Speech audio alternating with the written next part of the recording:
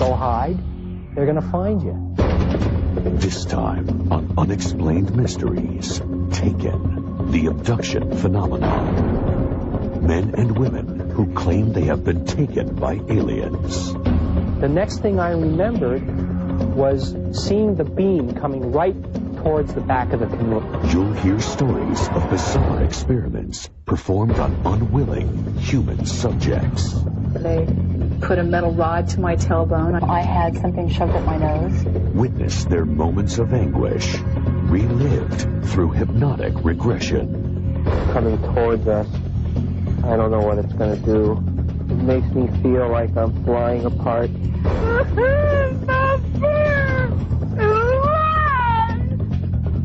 Without case studies, you'll hear the stories of people whose lives have been forever changed. All of a sudden, I feel like my whole body is on fire. Every inch of my skin is burning. And I realize I couldn't move. The researcher who thinks he's discovered an alien agenda. There's a very great interest on the part of the UFO occupants in human reproduction. They do need our genes to propagate their own species. The abductee who claims he's been forced to breed with his captors. I was with an alien that wasn't totally at will. It's hard to explain. The survivors who struggle to cope with the aftermath of their ordeals. I know how crazy it sounds for a woman to say she's been implanted with an alien fetus, but I'm sorry, it's the truth. The experts who believe the shocking accounts. These people have been traumatized by a very real and present experience in their lives. And the skeptics who say it's all a figment of the imagination. They can't tell the difference between whether it was a memory or a real event. And you'll see our final analysis of all the evidence in our UNX report as we uncover the facts about alien contacts on Unexplained Mysteries, Taken, the abduction phenomenon. Over the past 3 decades, the number of reported alien abductions has skyrocketed. Men and women claim to have been taken by extraterrestrials and transported on beams of light into spacecraft. In order to unlock these incredible stories, experts have experimented with regressive hypnotherapy. Over and over again, we get these hidden consistencies in abduction reports which come out through hypnosis. These individuals report this experience as real. It is not dream, it is not fantasy, it is not delusion. Abductee accounts revealed under hypnosis are shocking in their consistency. And this is when I saw this spotlight then was doing this like a beam. Once the beam of light hit me, I was paralyzed. And at that moment, that's when I was on the craft. They were about 3 feet tall. Maybe this high. Their skin looked like it was made of marshmallow. White, pale color. And they had real big eyes. Large, dark eyes. While most abductees speak of being taken by the often described gray alien depicted here, others report insect-like characteristics in some of their captors. There's one being in particular that I always recognize, and he's not a gray. He's taller, he's thinner, he's got a bigger head, he's got bigger eyes. His limbs are very praying mantis-like. There have even been sightings of extraterrestrials that seem to be alien-human hybrids.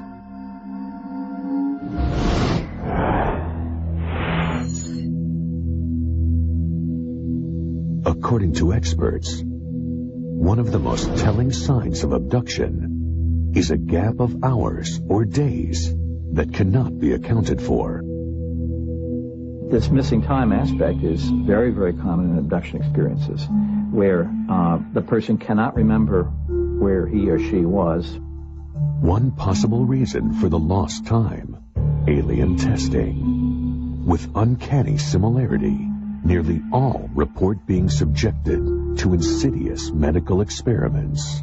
The person will describe being on a table, which is generally metallic. They are unable to move. They describe operations which take place. The next thing I remember, they have this thing in front of my eye. Like a metal instrument that was kind of like shaped like an L, and it went all the way back down to here, though, in my throat. Abductees point to the scars they retain from their encounters as proof of the experience. Connie Smith thought she had merely dreamed of a violent UFO encounter.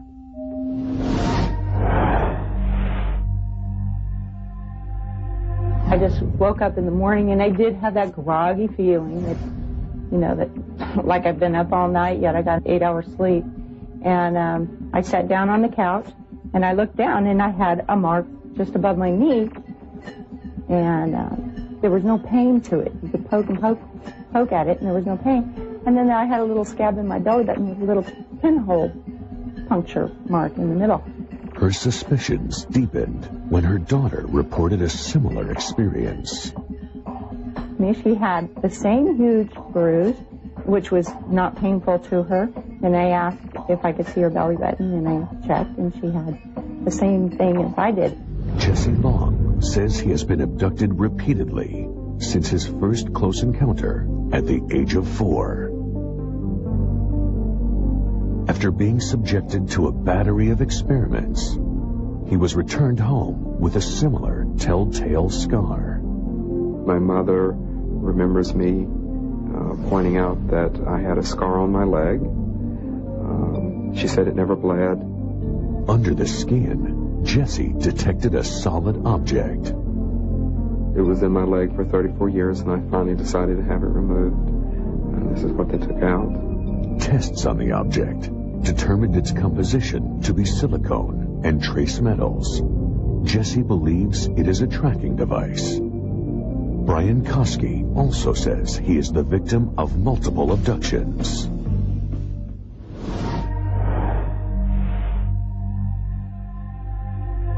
There's this big black triangle, just moving real slow across the sky, and I kind of followed over, watched it, and got to about here, kind of stopped, pivoted a little bit, made a hissing sound, and then kind of continued on to the north real slow, and just kept watching it.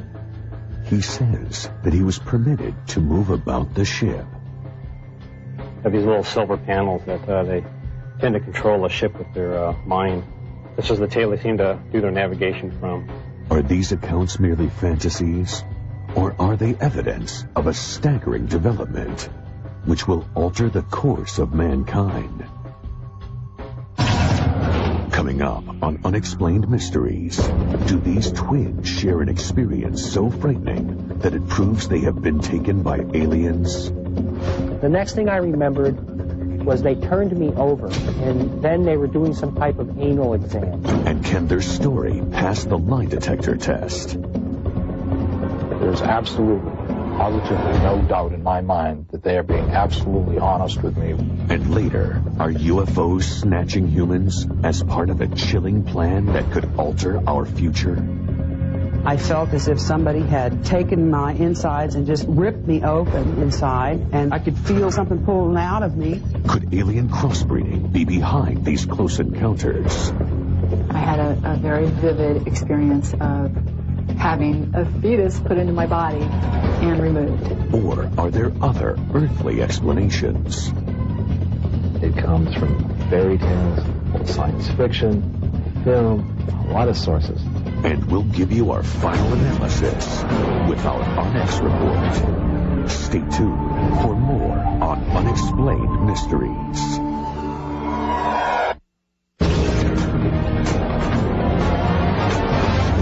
Unexplained Mysteries, Taken, the Abduction Phenomena. One individual story about being taken may be hard to believe.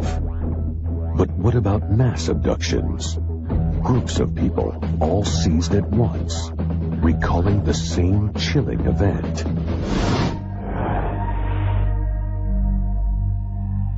The beam coming towards us. I don't know what it's going to do. It makes me feel like I'm flying apart. Maine's Allagash River is the site of an encounter that forever altered the lives of 4 men. We were just a couple of guys camping, fishing, and we were excited about getting out of the city and being in the wilderness. Art students Charlie Folse, Chuck Rack, and twins Jim and Jack Weiner were looking for a break from the city when they set out for the backwoods of Maine. The last thing on our minds was any UFOs or anything like that. We just wanted to go fishing. It was very, very dark. So we decided to build a fire so we could find our way back to our campsite. And all 4 of us climbed in one canoe with our fishing equipment and headed out into the lake. We were out there for approximately 15 or 20 minutes fishing with no luck. And suddenly Chuck Rack said, "Hey guys, that's a heck of a case of swamp gas." And we turned around, and probably 150, maybe 200 yards away at the most, coming out of the trees was this huge ball of glowing, pulsating light. I remember it as being a very bright, round sphere of light that had kind of a roiling quality to it. It was yellow-white in nature.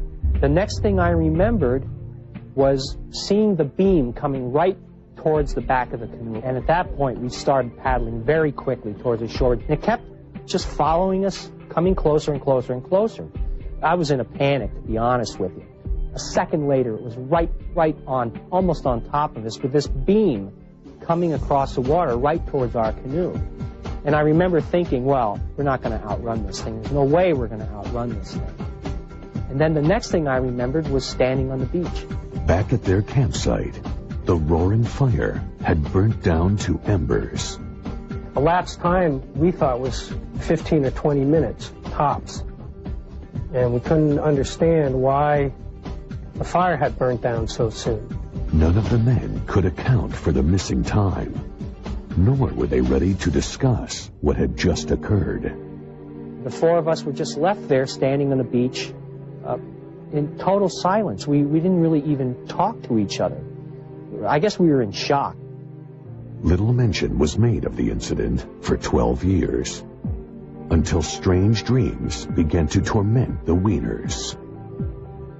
And then I would wake up, and I would be drenched in sweat, and my heart would be beating really fast. And having nightmares about being in some room or some area with these strange creatures around us. I said, I can't believe you're telling me this, because I've been having the same dream. A psychiatrist evaluated the twins and referred them to UFO researcher Dr. Ray Fowler. Only after agreeing to hypnosis did the brothers begin to recall their shared experience. Here are actual recordings of the session in which all 4 men from the expedition relived their experience. The beam is coming towards us. I don't know what it's going to do. It makes me feel like I'm flying apart. Each of their individual accounts depicted the same harrowing details. Had no idea where I was. Then I realized that the 3 guys were sitting to my left on this bench, naked. All I knew is I was in a strange place, laying naked, paralyzed, with this thing coming towards me. I remember these creatures examining my brother with a type of wand. And then they were doing some type of anal exam. I remembered pressure, heat of my physical body being ripped to shreds, like on a molecular level. I mean, it's the only way I can verbalize it, but it is an extremely unpleasant feeling. It feels like death. I think that the Wieners opened Pandora's box because now they have questions about reality that they never had before. They have questions for which there are no answers. To eliminate the possibility of a hoax, Ray Fowler arranged for a polygraph test to be administered. After administering the examinations, there's absolutely, positively no doubt in my mind that they are being absolutely honest with me when they tell me that they were confronted by a phenomena in the Allagash region. one person might fool a polygraph examiner. You have four all passing the tests, and the polygraph examiner being convinced that all four are telling the truth is very important. I feel very strongly that what they describe is a real experience. But to these men, the trip up the Allagash was only the start of an ongoing journey. It's not over. This is an ongoing thing. We're tagged. Well, what can I do? Go hide? They're going to find you. Next up, if extraterrestrials are abducting humans, what is their alien agenda?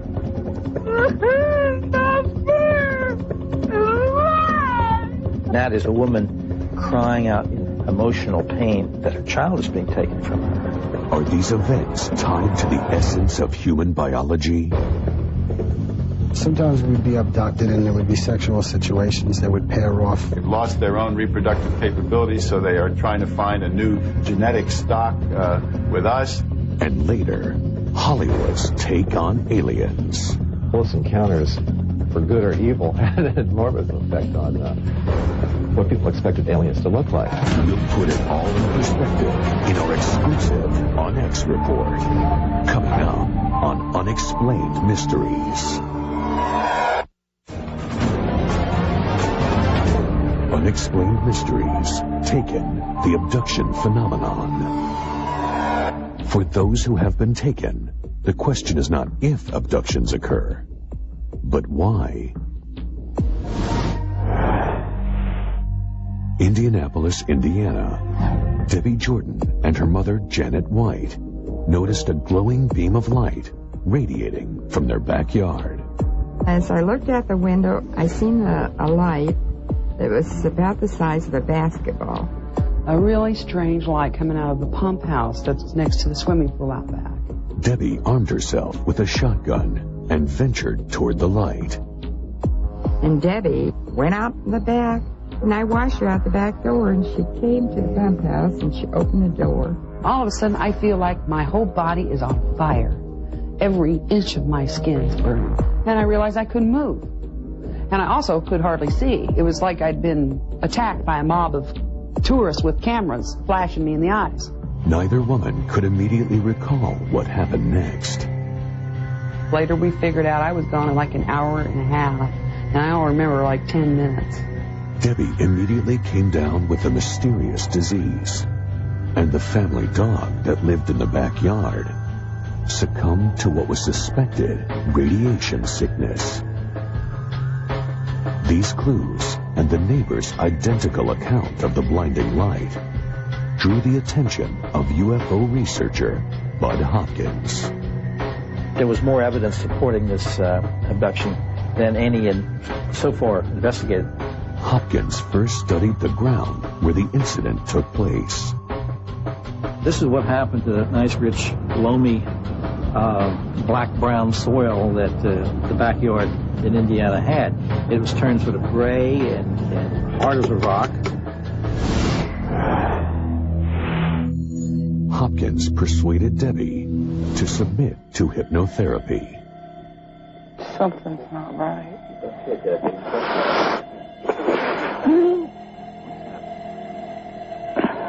Like I was being squashed. Squashed? Your whole body? My stomach. Under hypnosis, an alarming discovery. Debbie Jordan had been pregnant at the time of the incident, but lost the baby. I felt as if somebody had taken my insides and just ripped me open inside, and I could feel something pulling out of me, and this little tiny thing that looked like a mouse with no skin on it. This is the first case that let us understand the alien's purpose. Hopkins' theory that alien abduction phenomenon is related to a need to genetically manipulate the human species. It was not wrong. It's not fair. It was wrong. That is a woman crying out in pain emotional pain that her child is being taken from her. Through hypnosis, Debbie recalled witnessing a human-like child during her encounter. She had tufts of white cottony hair sticking out of her head all over, really large eyes, but human, blue. When I thought, oh, I'd love to hug you, I asked if I could take her home with me. And he told me no, she could survive with me. I assumed they were telling me that I was this child's mother. Debbie says her abductions continued for years afterward, halting only after her hysterectomy. But now, her legacy of abduction has been passed to her 2 children. I don't expect people to believe any of the stuff that me or any of my family members tell them. Believe me, if I hadn't seen some of this stuff with my own eyes, there's no way I would have believed any of it. Next, is an alien sexual agenda behind the abduction phenomenon? It could be other people's wives, other people's husbands. I've experienced certain things like that. I was with an alien that wasn't totally at will. It's hard to explain. Hear one woman's account of carrying an alien baby. I had a very vivid experience of having a fetus put into my body and removed. It's ridiculously hard for me to talk about. And later, Hollywood's controversial role in producing the abduction phenomenon. Close encounters, for good or evil, had an enormous effect on what people expected aliens to look like. And you'll see the ultimate roundup of the facts. Our UnX report, coming up on Unexplained Mysteries. Unexplained Mysteries, Taken, the abduction phenomenon. They are close encounters of the most intimate variety. As reports of abductions continue to rise, so too does another alarming trend: the aggressive sexual nature of many recent abductions. Saugerties, New York. James LaFonte and friends began seeking refuge from the city on regular weekend trips to the woodlands of the upstate region. I first met James in '87, and a few friends of us, we all went upstate to the trailer just to have a nice weekend and enjoy ourselves and have fun. Going up weekly almost became an addiction. It was for enjoyment, but it was almost like we were being called back. As with many abduction reports, the first sign of an unusual occurrence was the shared sense of lost time. James LaFonte contacted me because of certain fragmented memories. He'd been with a group of friends, and they knew something had happened. There was a time lapse. Hopkins uncovered a common trait among the group: memories of alien contact in childhood. Ever since I was a child, I used to wake up and I used to see white light and shadowy figures moving around my bed, and I would get scared. When I was younger, I remember like an alien looking through the window, being watched, a feeling of being watched all the time. Through hypnotherapy, Hopkins yielded shared traumatic memories. It turns out week by week, we were all being abducted as a group. Like on a table. Look how big eyes. Skin looks remolded. I gotta get out of here. But the detail and scope of these repressed memories exposed an incident of group abduction beyond any on record. I remember seeing these bright lights almost in every window, and there's domes on top of the trailer. And everything was glowing, and we just become basically paralyzed. During the abduction, we would walk down this dark, dark road in a trance state. And we'd be walking to the craft, which was always in the same spot in this pit area. The Saugerties group recalled forced medical tests, and there seemed to be a disturbing focus to the experiments. Something was being worked on my genitals. I would see James across the room, and the same thing being done to him. I do know sperm was removed. To some experts, the group's accounts expose an alien agenda of harvesting human genetic material. There's a very great interest on the part of the UFO occupants in human reproduction, sperm, ova, the DNA, but it has also included an interest in human sexuality itself. Sometimes we'd be abducted and there would be sexual situations that would pair off. It could be other people's wives, other people's husbands, different friends that we were with. According to LaFonte, the experimental pairings could also include alien participants.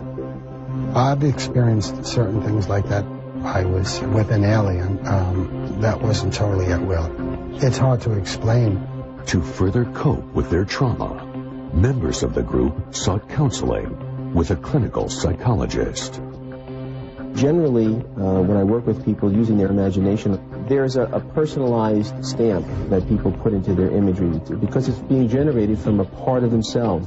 These abductees and their reports do not have this kind of personalized stamp, and I think it makes it even more credible. I lost plenty of jobs, I lost friends, I lost family, I lost a number of things, and it got to the point where I would, I was contemplating suicide in a sense because there was no escape. Is the disturbing account of the Socrates group a hint as to why aliens are seeking out humankind? If so, many believe that Kim Carlsberg represents the next piece of the puzzle.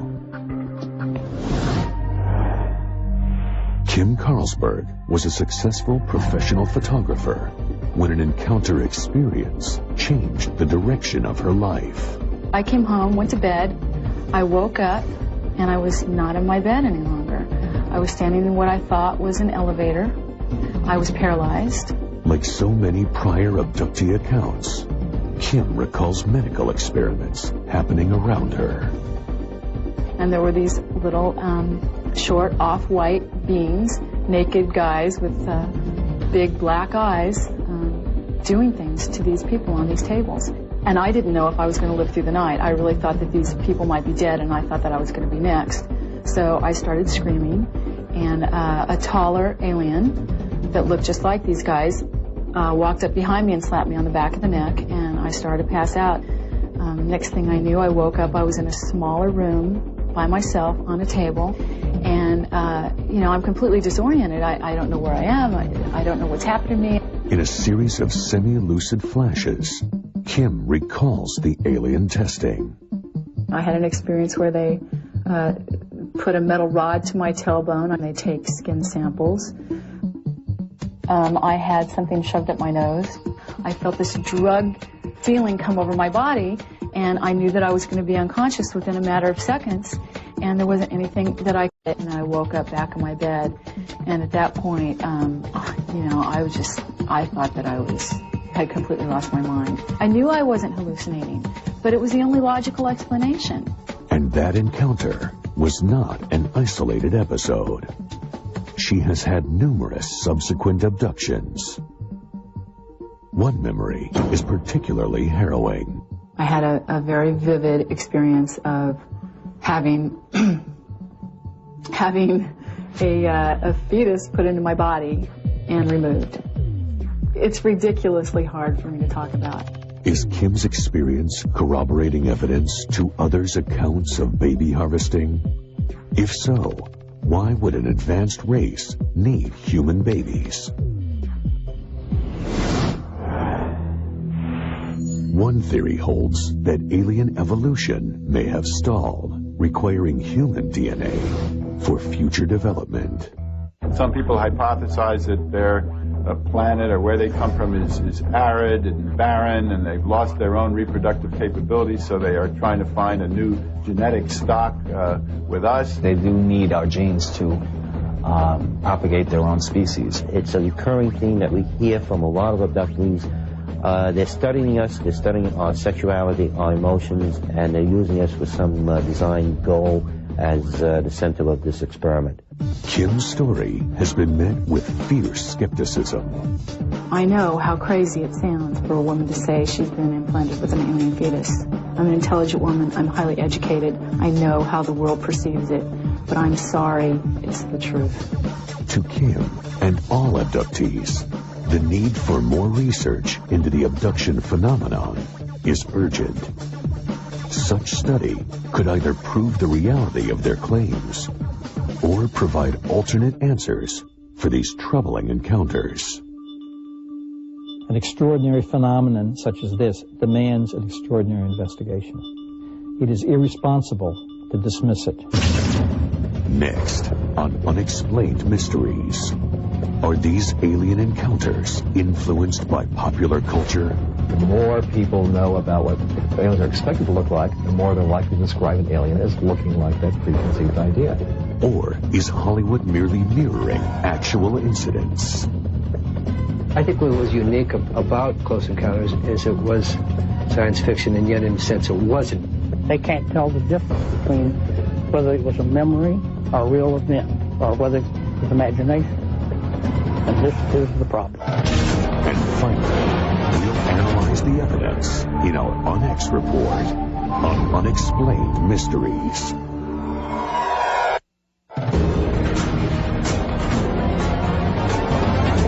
Unexplained Mysteries, Taken, the abduction phenomenon. With reported sightings and alien encounters growing each year, so too have the skeptical inquiries from non-believers. Notable among this group are a number of prominent psychologists who claim that the real root of the UFO phenomenon lies deep in the unconscious mind. It's what we call waking dreams. When people start to fall asleep, on many occasions, they have a peculiar mixture of reality and fantasy or dreams. And in this particular state of consciousness, which is an altered state, they see little aliens and they see spaceships and lights in the sky and so on. But others defend the technique for abductees in this fragile state. They appear to have been overwhelmed by an episode outside their own control and making, which leaves them in a post-traumatic state. It is this very condition that makes them vulnerable to suggestion. They can't tell the difference between whether it was a memory or a real event, or whether it was imagination. And this is the problem. It's very interesting. Either there's something very special about this fantasy that causes what otherwise does not occur, or it's not a fantasy. Others point out that abductions were scarcely reported before the science fiction boom of the mid-1950s carried visions of aliens into popular culture. This is a composite of what they look like. Larger eyes, smaller nose, no lips, no protruding part of the ear, no hair, and a gray tone to the skin. A New Hampshire couple, Betty and Barney Hill, made news by becoming the first to claim that they had been abducted by aliens. UFO experts point to the Hill abduction as a watershed event in alien evolution. But to author James Oberg, the case is notable for more earthly reasons. A lot of Betty's memories are directly traceable back to a movie called Invaders from Mars. Many of the themes, many of the imageries from that film appear in almost recognizable form in Betty's story.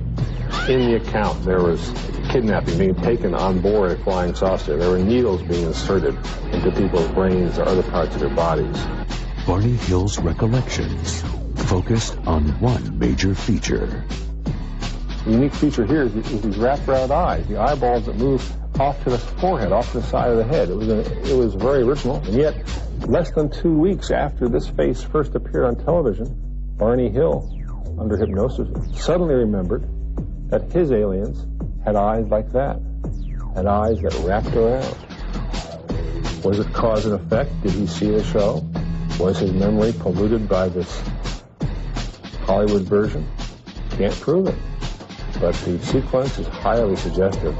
By the early 1970s, Hollywood seemed to settle on an accepted standard for what an alien looked like.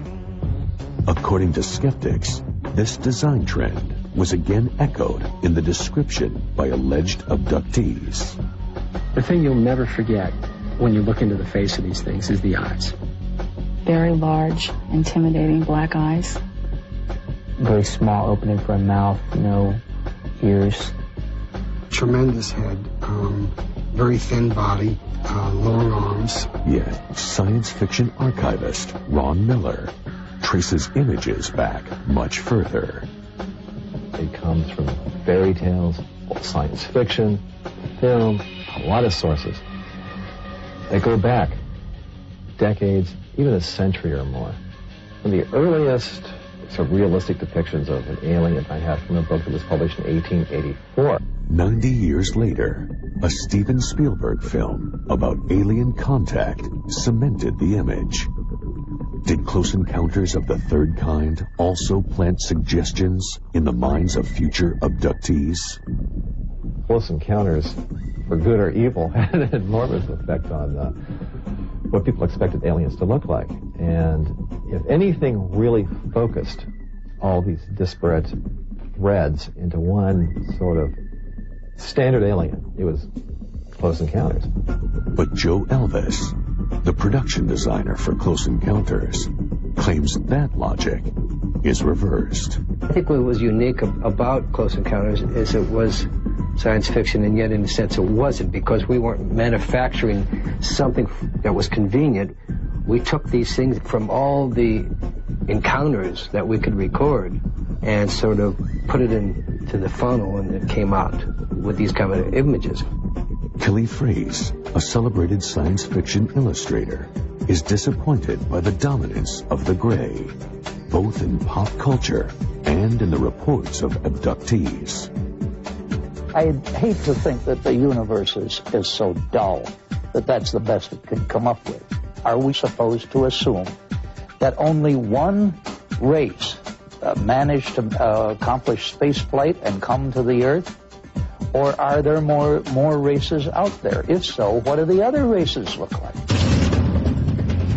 When we come back, the UNX Report examines the facts and addresses the mysteries.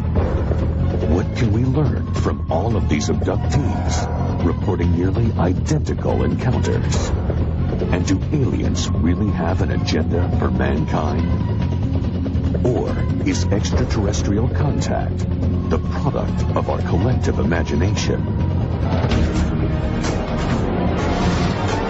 That's the UNX Report, next on Unexplained Mysteries. Unexplained Mysteries, Taken, the Abduction Phenomenon. Now, our UNX Report.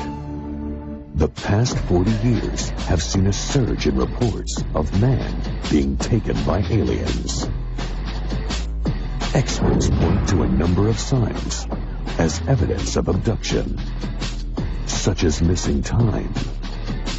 This missing time aspect is very, very common in abduction experiences, where the person cannot remember where he or she was. Other indications include strange medical symptoms and even implants. It was in my leg for 34 years, and I finally decided to have it removed. And this is what they took out. The use of hypnosis is increasingly being used to access hidden memories of alien encounters. There were these little short off-white beings, naked guys with big black eyes, doing things to these people on these tables. I felt as if somebody had taken my insides and just ripped me open inside. Over and over again, we get these hidden consistencies in abduction reports which come out through hypnosis. And there are striking similarities in the descriptions of the aliens. Very large, intimidating black eyes. Very small opening for a mouth, no ears. Tremendous head, very thin body, long arms. Many encounters now seem to reveal that an alien breeding agenda may be behind many abductions. There's a very great interest on the part of the UFO occupants in human reproduction. They do need our genes to propagate their own species. I had a very vivid experience of having a fetus put into my body and removed. Among the most compelling cases are mass abductions. Subjects are taken together and recall the same experience. During the abduction, we would walk down this dark road in a trance state. I remember these creatures examining my brother with a type of wand. Polygraph machines have further verified their accounts. There's absolutely, positively no doubt in my mind that they are being absolutely honest with me. But skeptics maintain that Hollywood is the real source of all alien sightings. The more people know about what aliens are expected to look like, the more they're likely to describe an alien as looking like that preconceived idea. One thing is certain. The complex reality of abduction will continue to spur debate as long as so many questions remain unanswered. It is irresponsible to dismiss it. An extraordinary phenomenon such as this demands an extraordinary investigation. Until that time, the alien abduction phenomenon will remain an unexplained mystery.